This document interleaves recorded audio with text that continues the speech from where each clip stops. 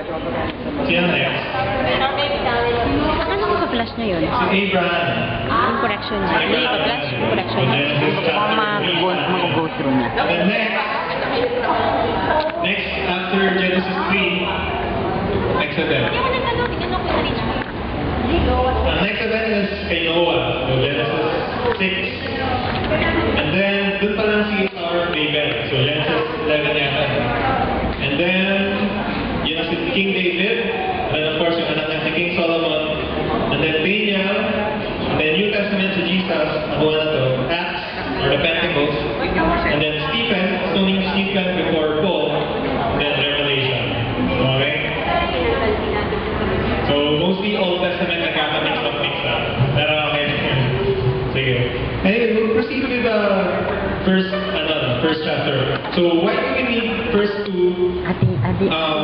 go through this chapter, biblical basis of missions? Of course, if you think missions is important, do you think missions is important? Yes. So, bakit kaya? Ano ba yung sinasabi ng Bible about missions? Sige, so dadaanan natin ngayon kung what the Bible talks about with regards to missions. So first, I'll show you pictures naman, just 3 pictures, and then just try to guess kung ano yung mga picture na yun. Sige, eto. Ano siya? Ano ba lang? Bacteria. Meron bacteria. Ano ba ba? Footprint. This one is actually oops. Sa mountain yan. So, tipak ng snow or ice. Next. Window. Ayun, window. Window na. Tower. Yun ang tempo. Lighthouse. Ano ba? It's actually from a castle. Ano ba? And this one. Soldier. Guard, soldier. Ayun, nagaling. Ayun. So, guard siya ng isang monument. So, I showed you these pictures. Minsan kasi, sometimes when we look at a picture, nakikita lang natin yung small part, like window lang or isang area lang ng picture. Pero actually, meron palang big picture. And that's what we want to realize today or this afternoon. Wag lang tayo tumingin sa mga Bible stories, like yung kanina, yung mga pictures, pero we would like us to realize that the Bible is one book, and then it has one theme, and then it has one story, and then one conclusion. So first, yung introduction is coming from Genesis 1 to 11, and then yung plot, Genesis 12 to 2, and then conclusion, Revelation. So we know that yung Bible is composed of ilang books? 66 books, with the Old Testament having 37 books. 39 books, the Old Testament, and the New Testament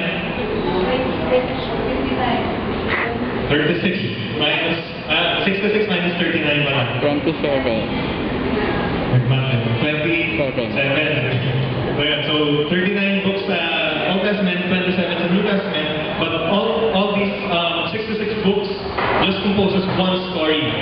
Nakuha yun. If someone is going to ask you, ano ba ang kwento ng Bible? Ano ang sasagot natin? Tungkol kay God, kay Jesus. Pero anyway, try natin i-go through kung ano yung kwento ng Bible and what is the biblical basis of missions. So first, first story, Adam and Eve or in creation. Let's read Genesis 1 verse 28. If you can get your Bibles.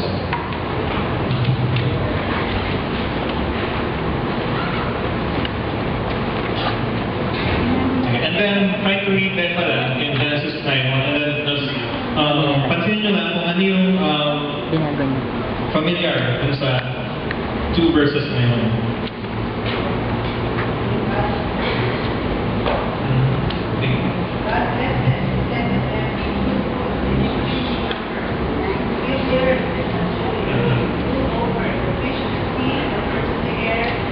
Over every creature So that's from Genesis 1:28. Genesis 9:1.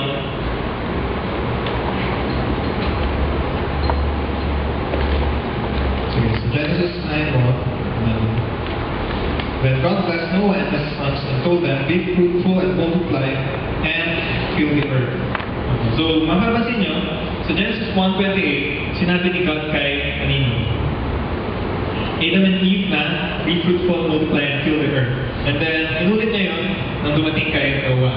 What happened dun sa time ni Noah? Diba, nagkaroon ng flood na na-destroy yung buong mankind. And then, natira lang si Noah, and then, yung na-save dun sa ark.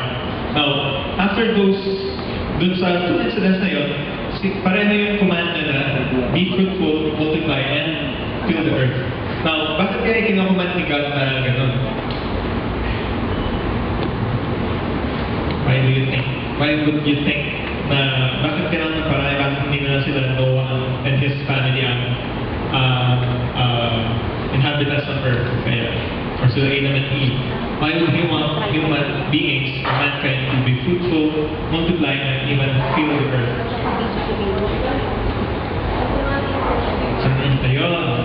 So God wants to fill the earth with worshipers.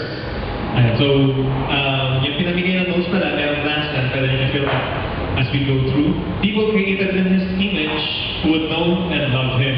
So of course, sa creation, God is magnified, or God is glorified sa creation. Pero yung man, because man is created in His image, yung man na yung may kakayanan or may ability to worship Him in spirit.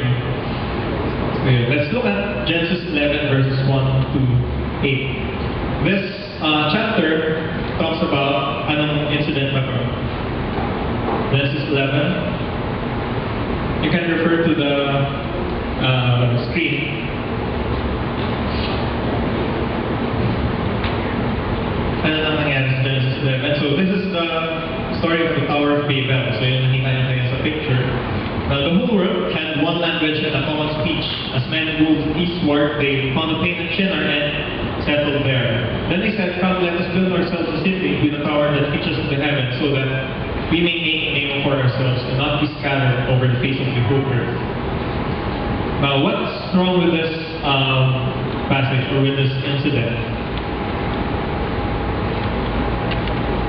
Ano yung nangyari dito sa Tower of Babel? First, di ba, ang command sa man or kanila Noah and sa kay Adam and Eve is be fruitful, multiply, and fill the earth. Nung dumami yung tao, and then as we arrive here sa Genesis 11, ano yung nangyari?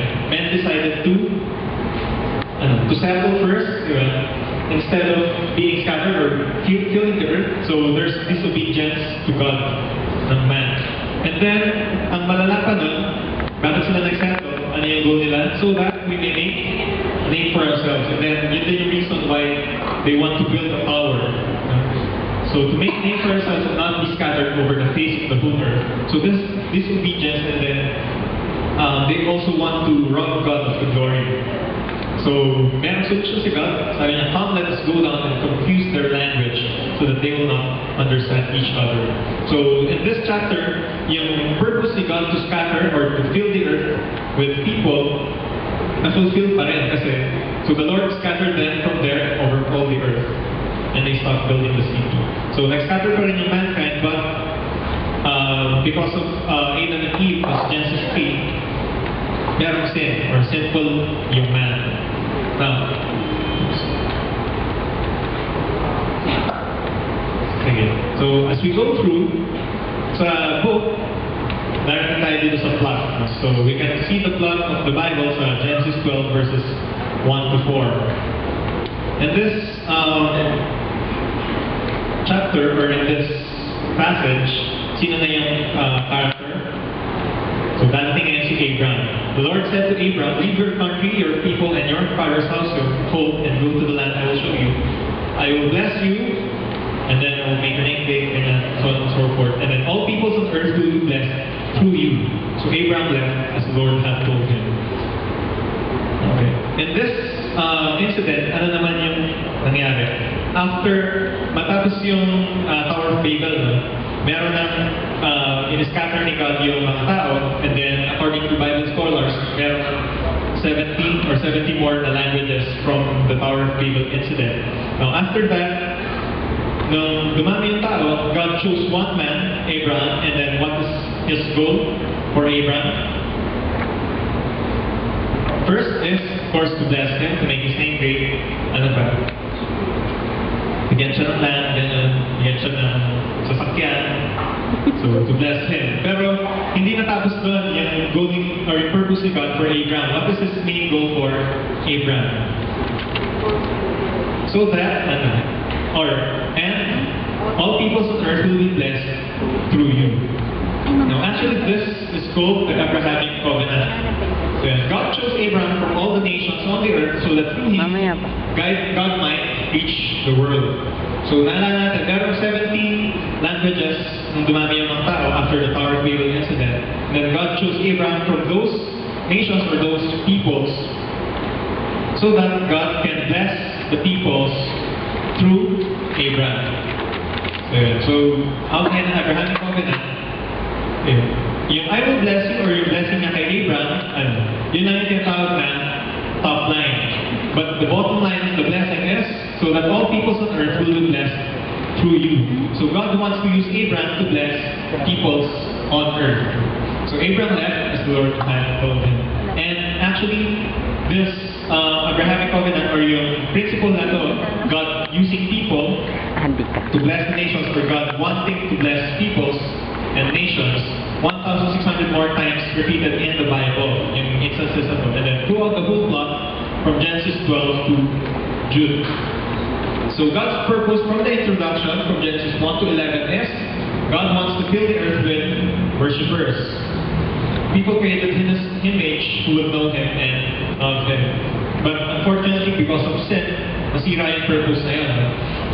And then sa Genesis 12, God chose Abraham, then naging Abraham, to bless Abraham first and then make him a blessing to the nations. The rest of the plot is the story of God using people for the purpose of reaching the world. So let's look at some passages where God used people to reach the nations. So let's look at Genesis 26 verse 4. Dito na tayo nag-refer sa screen. Sabi doon, I will make your descendants as numerous as the stars in the sky and will give them all these lands. And through your offspring, all nations on earth will be blessed. Can you recognize the Abrahamic Covenant here? Diba? Meron blessing muna, I will make your descendants as numerous as the stars in the sky, give them all these lands.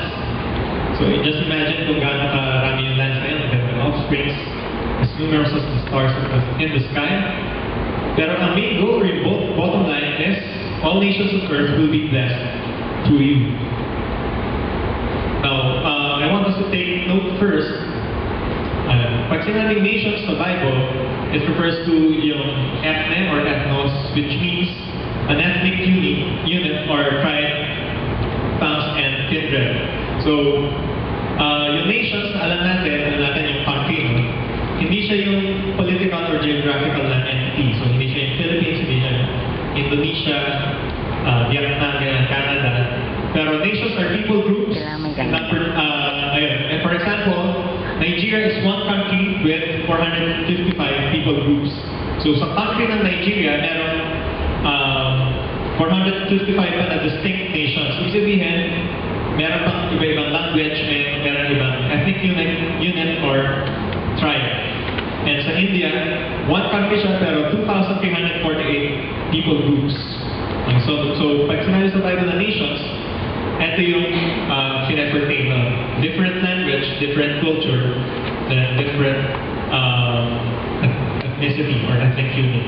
So sa Philippines, one country tayo pero meron tayo Iba na. 50 something yata na people groups. Iba na. Hindi ko na memorize. 168. Ay, kulang. 168 na people groups sa Philippines. So, yun yung nations na nire-refer sa Bible. So, when God said to 114 Isaac lang na yata. He will bless all nations Alam mo ba? through him and his Sa Pilipinas? Ano, Sa Pilipinas, 14. maraming people groups and 14 lang. ethnic units Sa and different Pilipinas. languages. Sa Pilipinas. Genesis 28 verse 14, God talking to Jacob, your descendants will be like the dust of the earth, and you will spread out to the west and to the east, the north and to the south, and all peoples on earth will be blessed through you and your offspring.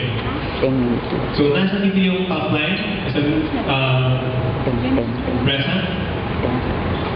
So, merong blessing na descendants will be like us of the earth. Pararamihin yung descendants ni Jacob. And then yung bottom line is, for all peoples on earth to be blessed through Jacob and his offspring. Okay. Next natin is King David. King David sa Psalm 67 verse 1 to 2, meron siyang prayer. And this is, may God be gracious to us and bless us and make His face shine upon us. This is the top line of the blessing. David asking blessing from God. Pero yung bottom line of prayer niya is, so that your ways may be known on earth, your salvation among all nations. So God blessing David so that David can give blessing to the nations. And then David also prayed that, may the peoples praise you, O God, may all the peoples praise you. And then next is King Solomon. The whole world sought audience with Solomon to hear the wisdom of God that put in his heart. Ano dito yung blessing or yung top line? Of course, we know that God blessed Solomon with wisdom and then wealth and marami pang iba. No? Ano kaya yung wisdom na yun na binigay kay Solomon? So as we know sa Proverbs 1:7 or 9:10, ano? Na si Solomon yung nagsulat. Ano yung sabi niya doon? Ano daw yung wisdom? The fear. The fear of the Lord is the beginning of wisdom. So just imagine people coming to Solomon wanting to hear wisdom from him, like yung si Queen Sheba, if you're familiar. Nagpunta pa siya, nag-travel siya going to Solomon para marinig yung wisdom niya. And then King Solomon would say to the queen na the fear of the Lord is the beginning of wisdom. So in that way, God is blessing another nation through King Solomon. And then, so Daniel 3 verse 29, nakita natin si Shadrach, Meshach, and Abednego, the three musketeers, showing ilan weeks from now. Therefore, I, Nebuchadnezzar, so ito yung natapos yung nangyari sa incident nila. No? So silang tatlo, ano yung nangyari? Nahuli sila and then tinatapos sa furnace, fiery furnace, and then nakita ng isang guard na naging apat yung tatlong magkakaibigan. So, ni-retrieve sila ng king, and then after nun, namangha yung si King Nebuchadnezzar, sabi niya, therefore I, the king from the other nations, Nebuchadnezzar, decree that the people of any nation or language who say anything against the God of Shadrach, Meshach, and Abednego be cut into pieces, for no other God can save in this way. So just imagine that, dahil this incident na yun, si King Nebuchadnezzar, he decreed na people of any nation or language, sa lahat ng nakasakupan niya, i-worship yung God na tatlong magkakaibigan na to. Okay, so na-reach ni God yung nations even through this king, dahil dun sa ginawa niya na pag-save ka nila, Shadrach, Meshach, and Abednego. So Daniel 6, kay Daniel mismo, pinakain naman siya sa wild bears, sa lion. So King Darius wrote to all the peoples, nations, and men of every language who were living in all the land, I issue a decree that in every part of my kingdom, people must fear and reverence the God of Daniel. So saying then, God saved Daniel from the den of lions. Pero, and then after that, or because of that incident, si King Darius, dinecree niya na lahat na nasa lupa niya is, or would fear and revere the God of Daniel. And we'll jump sa Malachi 1 verse 11. Tama naman. Si God mismo yung nagsabi, my name will be great among the nations, from the rising to the setting of the sun. In every place, incense and pure offerings will be brought to my name, because my name will be great among the nations, says the Lord. So as the Old Testament ended, God promised na yung name niya magiging great among the nations. Yung mga nations na kumiwalay sa kanila, created in His image, pero nag-sin. Nakikilala siya ulit. In every place, incense and pure offerings will be brought to my name, because my name will be great among the nations, says the Lord. So here, God is explicitly showing His purpose to make His name known among the nations. Now, sa New Testament, ano yung nangyari? The plot continues and Jesus Christ enters the story. So take note of His pattern of ministry, purpose, and the certainty of His promises. Actually, 2/3 of His miracles were done for the Gentiles. Sino ba yung Gentiles? Hindi sila yung Jews or hindi sila yung Israelites na chinos lang ni God through Jacob and Isaac. Then yung 12 tribes. So, Jesus Christ, yung ministry niya is also targeting the Gentiles. And then Acts and the epistles are a testimony to the spreading out of the gospel. Okay, so first, Luke 4, verse 42 to 43, si Jesus Christ, gusto niyang lumipat ng lugar. Pinigilan siya ng mga disciples. They tried to keep Him from leaving them, but He said, I must preach the good news of the kingdom of God to the other towns also, because that is why I was sent. So Jesus Christ realized His purpose on earth is not just to reach the Jews, pero yung mga Gentiles din. And so Luke 24, the Christ will suffer and rise from the dead on the third day. Repentance and forgiveness of sins will be preached in His name to all nations, beginning at Jerusalem. And Jesus' last words, let's just look through. So Matthew 28, 18 to 20, Mark 16, Luke 24, John 20, and Acts 1, I think as a notes here. So these are separate instances. I think 4 separate instances. Pero lahat nun, it pertains to, or Jesus Christ commands, go and make disciples of all nations, go into all the world, preach to all nations, and preach His name to all nations, beginning at Jerusalem. As the Father has sent me, so I am sending you. So God sent Jesus to all nations. So Jesus Christ sends the disciples or the apostles in the same way. And then Acts 1:8, you will be my witnesses in Jerusalem and in all Judea and Samaria and to the ends of the earth. And Paul, sa missionary ministry niya, God our Savior wants all men to be saved and to come to a knowledge of truth. For there is one God and one mediator between God and men, the Christ Jesus, who gave Himself as a ransom for all men. The testimony given in its proper time. So, as we go through the New Testament, the same din yung plot, God using people to reach the nations. So here, si Paul naman. Now we arrive at the conclusion of the story. So what do you think is the conclusion of the story of the Bible? So yung nakita natin, ano yun, sa Revelations, yung picture, ano yung last picture? Heaven. Pero sa Revelations 5 verse 9, they sang a new song, you are worthy to take the scroll and open its seals, because you were slain, and in your blood you purchased men for God from every tribe and language, people, and nation. Recognize nyo ba yan? Okay, so Revelation 7:9 naman.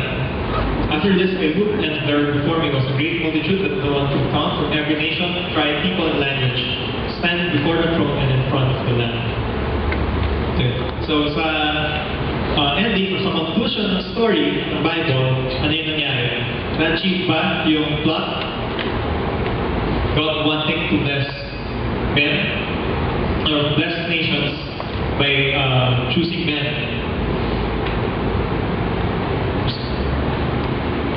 Okay. So, actually, kung ano yung nangyayari dun sa Genesis 12:1-3, dito siya nagtapos sa Revelations. Nakita niyo ba